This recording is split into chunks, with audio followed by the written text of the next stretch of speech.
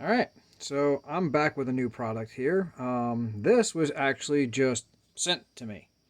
I didn't purchase this. I was asked, hey, can you take a look at this and tell me what you think? Well, figured I'd do a quick little unboxing for you, and we'll get some first impressions, and then later on I'll give some use video or something to that effect. Um, so this is the Hoto 3.6 volt cordless screwdriver. Allegedly, it's in blue. This has a few different sets of bits in it. It's got your Torx. It's got whatever. I'm not even sure what that one's called. It's like a star with an extra bits. I don't know. Flathead, Allen key, and regular Phillips. Um, this is. I don't know. Let's just open it. And we'll go from there. So again, this is what you see is what I'm seeing. So let's get this plastic off. This does have lights on it, and okay, let's get back on camera here. All right, let's see. Well, we have the charging cable, which is, what is the cable? The cable is, other than really, really small, this is Type C. All right, so it's quick charge. That's good. That means this thing will probably charge in about an hour or two. That's not bad at all. I won't know until I actually test that, use it. Wow, this thing's got some weight to it. Okay, we have, is that everything? Okay, that's it for the box. Let's see what else is written on the box. The box has the item dimensions. It weighs approximately 250 grams. Alright, so, alright, that's the, whatever, that's what's on the box. The box says this is blue. Let's see what's inside here now. Alright, wow, okay. Very heavy. I like the color. I don't know if the camera's really, well, yeah, it is kind of picking it up. It's got a nice color to it. Some light, it almost goes black. I really like it. So, alright, we turn this, and this comes apart. Alright, so this is just the case. Oh, wow, okay.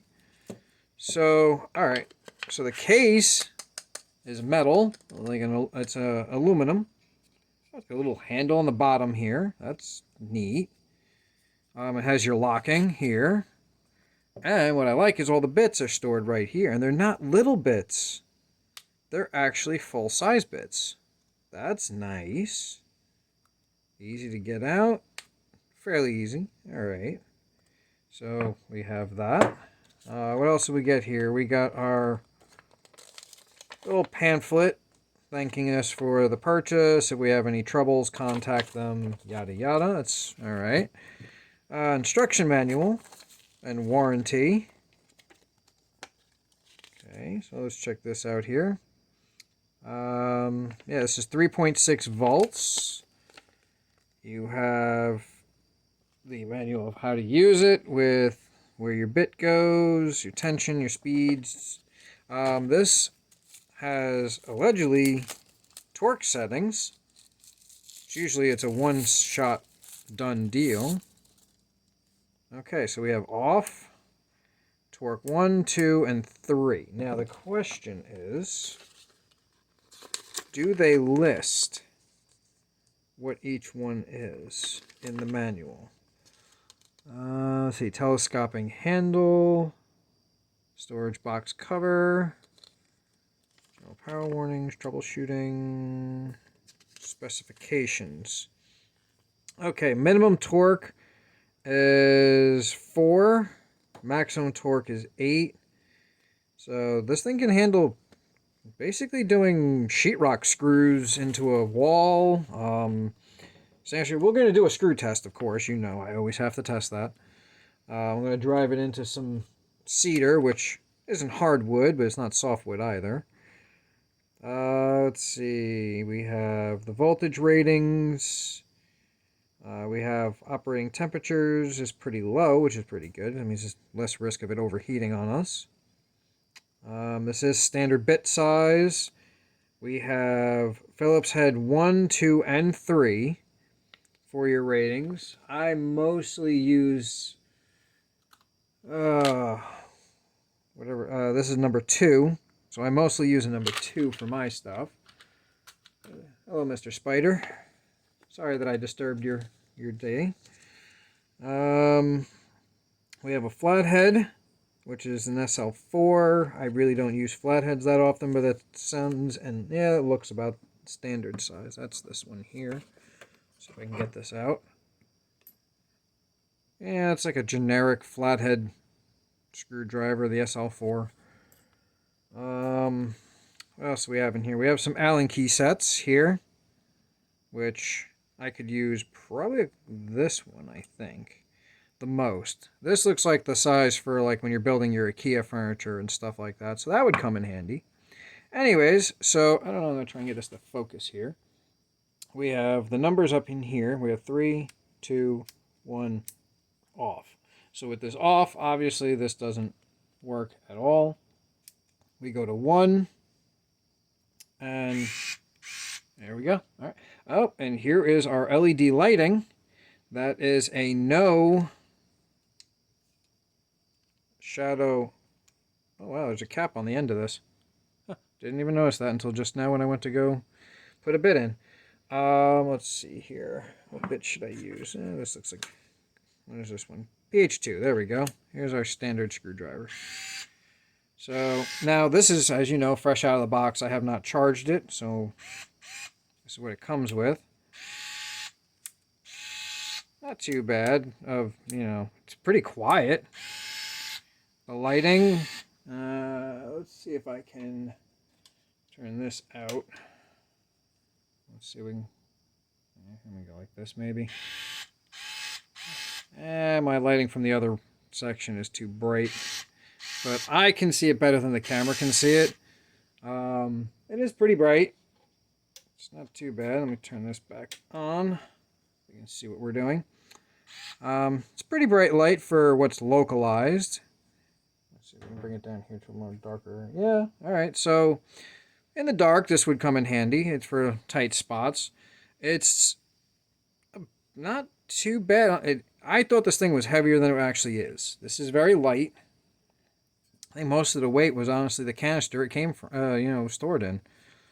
Yeah, I like the fact that you can just kind of plop, do what you got to do, pick it up, and, boop. All right, so let's get to a little mini test here. I'm going to put this over here.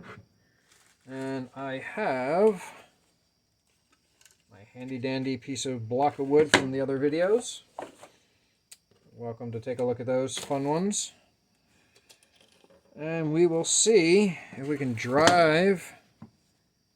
Right now it's on 1 torque, which is supposed to be 4. So let's see here. I'm going to find a little spot that doesn't have a hole. All right, it can do it. Now let's bring the torque to its max, because I don't know, my hand's kind of in the way no matter what, because it's pretty straight. Let me see if I can lower the camera down. There we go. That will show a little more here. Okay, so we're on 3. Oops. Helps to hold it. Okay.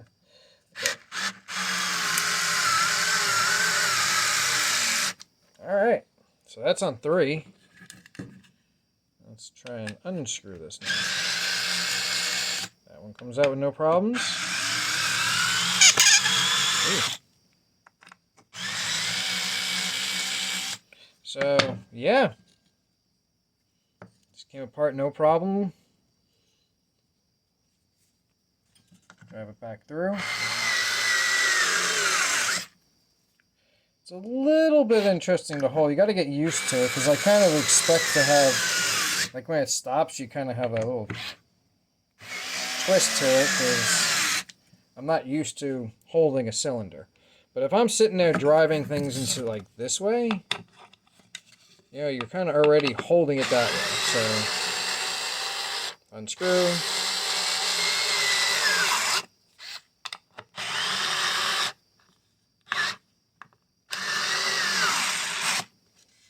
it's got pretty good torque that it's twisting my hand before it's trying to stop. But that's on 3, so that's not bad at all.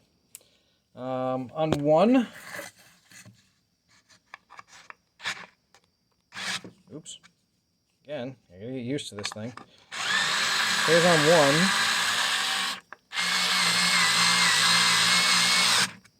And as soon as it hits, it stops, which is good because that's what you want. That's the whole point of using torque settings, so you don't overdo anything. Yeah, so this works pretty good, I have to say so far. I'm digging it. I'm going to use it on a couple things. I have a computer that I got to try and do some screws on. I have a microwave I got to pull some screws on. And I'll try it on there and see what happens. One of the things I was just thinking about is, can it handle these little tiny bits without getting lost? Yes, it can. Even a standard little bit you can use on this. And it comes right out. So I can put that back in. I think that's the side's supposed to be in. That is a 15, so yes. Okay, yeah, so what do we got out of this thing? We have really good torque settings on it, which, you know, I use on a lot of my tools. I think the last screwdriver I did, electric screwdriver, I don't know if that one even had torque settings to it. I'm putting this thing flat when I can put it in its little stand. Yeah, let me bring the camera back up again. You can see everything. Hopefully it doesn't fall over. The battery itself is a 1500 milliamp hour battery according to the listing. That may seem small, but honestly, a lot of my other ones that I've had, same thing, and I get a good couple hours of use before it dies. I guess it kind of comes down to how heavily you're using this. If you're using the high torque, then you're probably going to chew through the battery faster. If you're using the lower torque, you're going to last a little longer. I mean, if you're driving screws into the wall to hang a picture or something like that, this thing's going to last a while. Charge time on a battery like that, and again, this is using C, so I'm going to presume if it's using C, we're going to probably charge on a quick charge, which would be around an hour and a half, something like that, maybe 2 hours, which again is not bad at all. Which, speaking of charging, charge port's on the bottom. Just plug in, pop it into your USB brick or whatever, and you're good to go. If you have a wall adapter, I actually have USBs on my floor outlet. I just plug into those to charge these things. The actual case itself is really nice. I like it. So you have this little cap that protects your head. You got all your bits in here.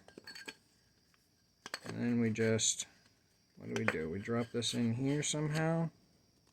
And then turn it. How do we do this? How do we do this? Let's see. Oh, I see what's happening. There's a lip. Okay. Once it's in, turn, and done. Okay. There we go. All locked up. It's got a little handle here thing that you can hang this.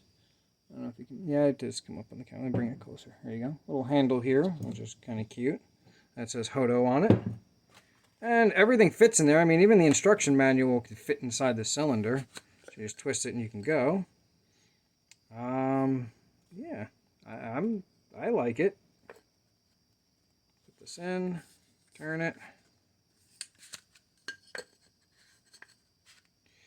So make sure you line this up. Here's your line. Here's your lock symbols. So you want to come in and unlock, and then turn to the right. It's now locked nice and smooth. And there you go. So we have in here, this is the Hoto 3.6 volt cordless screwdriver. I'm liking it. At least the build I like so far. I do like the fact that I can drive screws with no problems, no pilot holes, just drive it straight in. And it did it like it's a champ. Will it take a little bit getting used to holding a cylinder? Yes. Another thing you can put in there if you wanted to is one of these bits. You can drop it in there, and then you can drill pilot holes, pop this out, drop a screw bit in, and drive your screws in. So you're not using multiple tools. So that comes in handy. Yeah, so that's the basically what's what. I'm going to give this a little bit of a test and run around with it for a little bit and see what's what. I'm also going to read the manual and see what they have to say in here.